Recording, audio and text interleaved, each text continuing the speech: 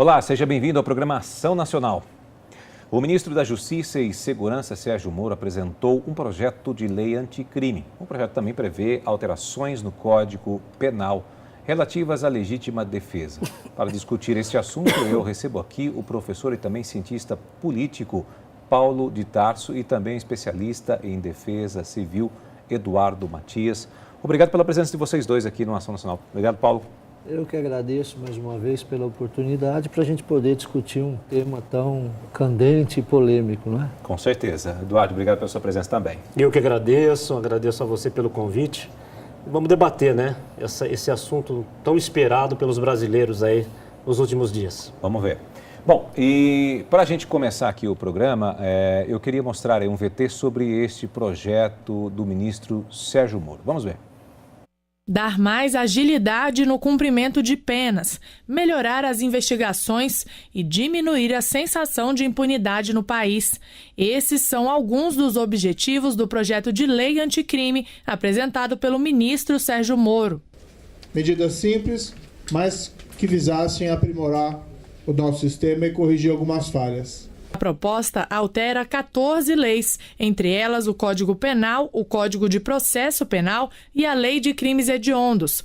Moro explicou os pontos do projeto em uma reunião em Brasília com governadores e secretários de segurança pública de todo o país. Uma das principais mudanças propostas é a prisão após condenação em segunda instância, como regra no processo penal.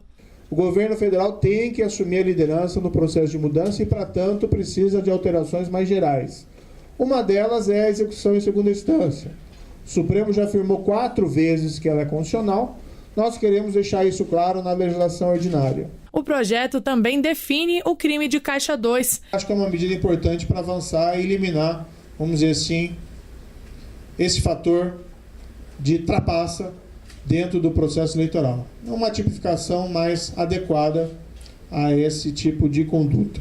O texto prevê ainda punição mais rigorosa para condenados por corrupção ou peculato, que é o desvio de recursos públicos. Pelo projeto, os condenados por esses crimes podem iniciar o cumprimento da pena já em regime fechado. Hoje, o regime fechado só é aplicado para condenações acima de 8 anos. Os anseios da população por uma maior reprimenda contra a corrupção. Por exemplo, uma coisa é um diretor da Petrobras que desvia em proveito próprio milhões de dólares. Outra situação é de um guarda de trânsito que recebe lá uma vantagem indevida para deixar de aplicar uma multa. É grave? É grave. Mas não precisa de regime fechado no segundo caso.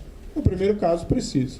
O texto também prevê o início de cumprimento da pena em regime fechado para todos os condenados por crimes em que se utilizam armas de fogo.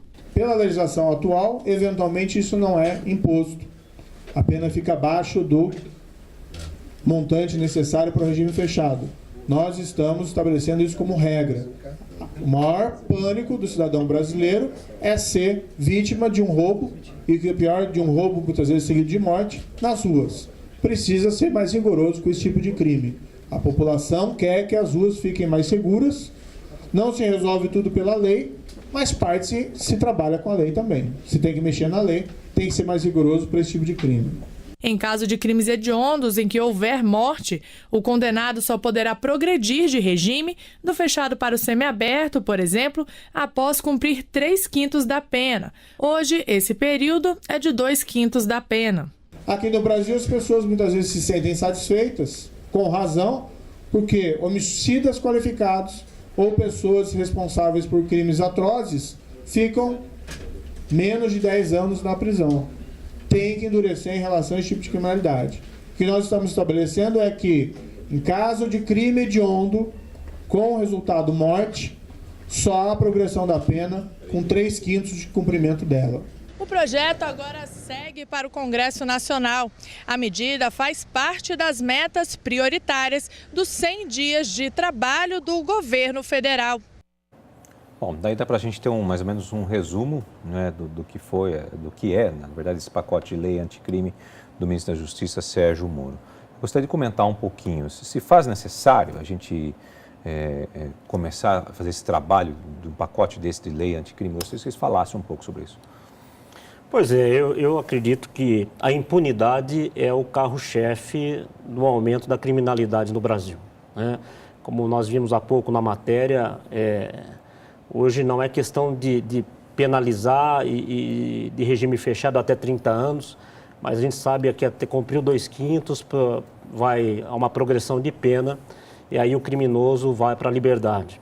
Então, acho que isso é um clamor da população, é um apelo da população que realmente vem sofrendo nos últimos anos e acredito eu, como cidadão brasileiro, é um pacote que vem para consolidar e dar credibilidade nesse atual governo que tenta aí, através desse pacote anticrime, resolver algumas situações que envolvem a criminalidade no Brasil. Doutor Paulo?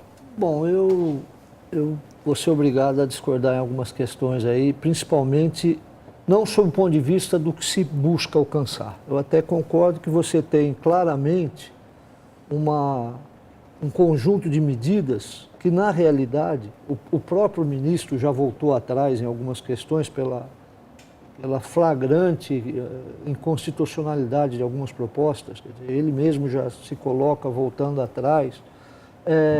O que me preocupa nessa questão é, primeiro, esse é um debate muito sério.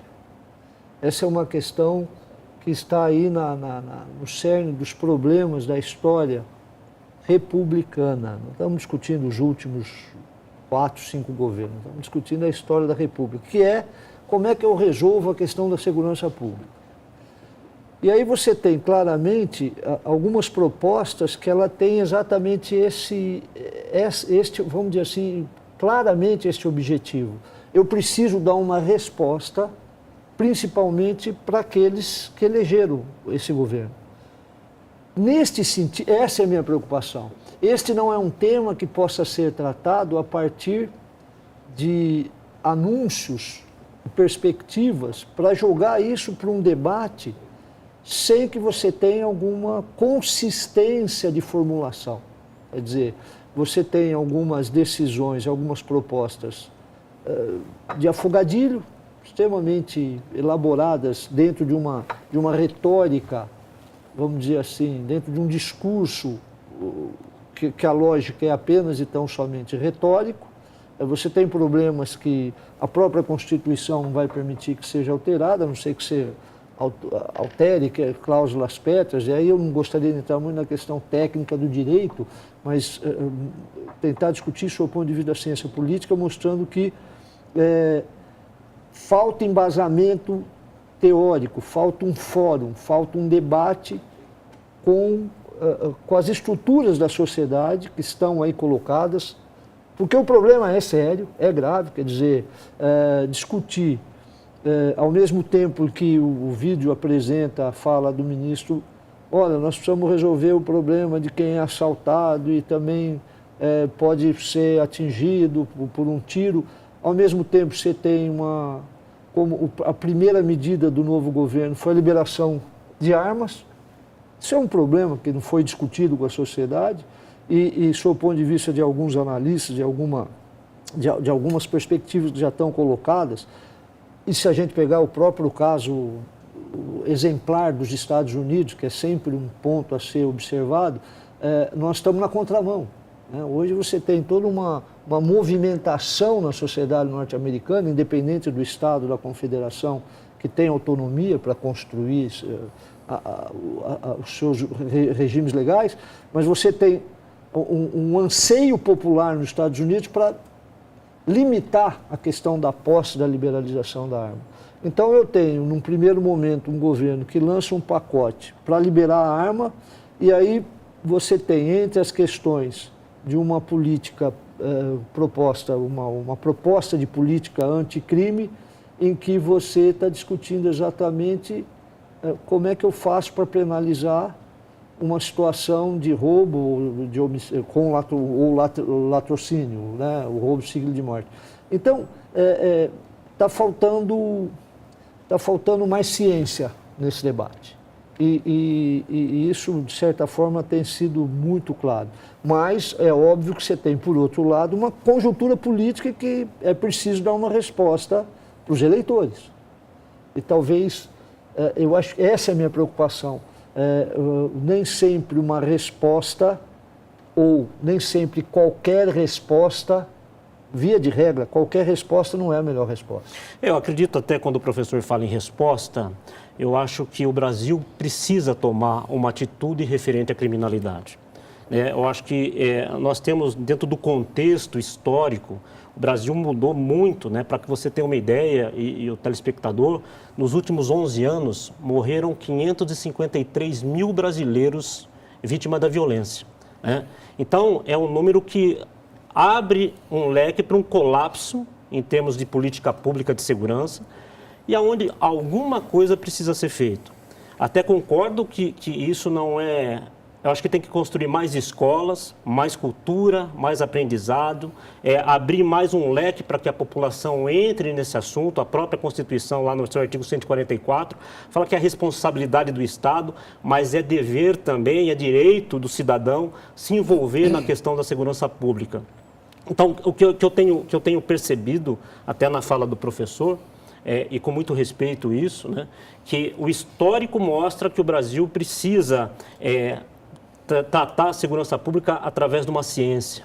Mas como o cidadão brasileiro já não suporta mais, né, você sair para trabalhar e não sabe se volta, nós não podemos mais aceitar tantos homicídios contra policiais militares no nosso Brasil. Né? Enfim, eu acho que nós temos que... Eu apoio essa posição do ministro Sérgio Moro. Eu acho, sim, que o Brasil precisa ter uma resposta. Eu acho que desde 1940, no Código Penal, e foi mexido em 1984, mas são outros tempos, né? Outros valores que a sociedade brasileira, porque não deu certo as políticas públicas, seja na educação, seja na saúde, seja na economia, que levaram o aumento da criminalidade, mas nós precisamos... sem dúvida nenhuma, dá um basta na direção para onde o Brasil está caminhando. Né? Hoje, o brasileiro, repito aqui, ele não confia mais, né, na pessoa que está esperando um ônibus que está do lado dele. Ele não sabe se ali é uma pessoa de bem, se é um criminoso, se vai esperar a oportunidade para roubar o seu celular ou não. E, de repente, vai acontecer e vai fazer um latrocínio por causa de um par de tênis, por causa de um celular, e realmente não dá mais para que a população fique nessa situação, esperando uma decisão, até através da ciência, né? Mas nós temos que ser mais enérgico, mais duro com isso, para mudar todo esse cenário que vem realmente sequelando e vitimando, assolando a sociedade brasileira. Tem até a questão também do tráfico de drogas, que isso gera cada vez mais violência no nosso país, né? Que isso tem que ter uma política séria também em relação a isso, porque isso aí linka totalmente com o que a gente está vivendo hoje, né? É uma ponte para isso. Uma ponte, né, para isso.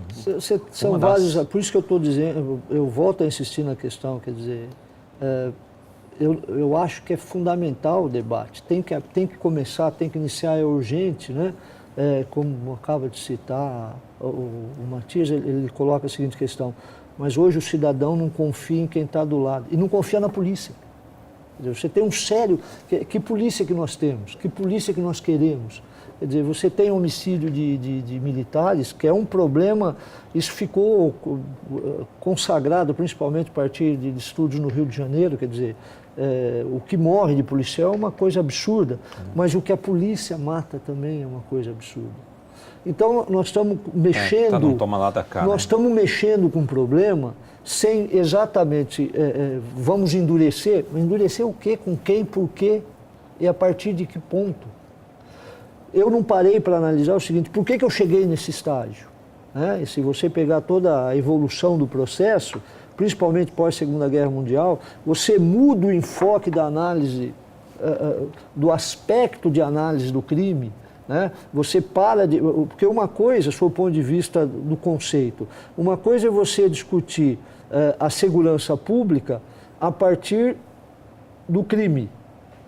Então, eu tenho que construir um modelo que me leve a uma seguridade social, e a segurança pública é um dos elementos. Então, eu tenho que analisar o crime.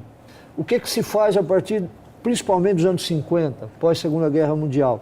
Eu desfoco, eu eu modifico o foco da análise, eu tiro o foco de análise do crime e passo o foco de análise para a vítima. Isso cria uma transformação em todo o mecanismo de análise. Porque as pessoas vão falar, não, mas a vítima é o mais importante. Não, a vítima é importante, mas eu não posso construir um modelo de segurança pública analisando apenas a vítima, porque a vítima ela tem processos, expectativas, relações, interesses privados.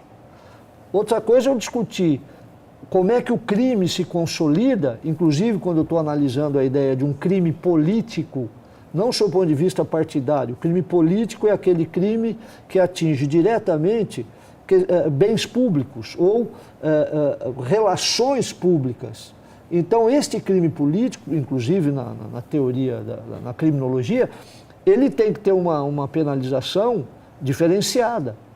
Exatamente porque ele tem um alcance e um dano maior projetado.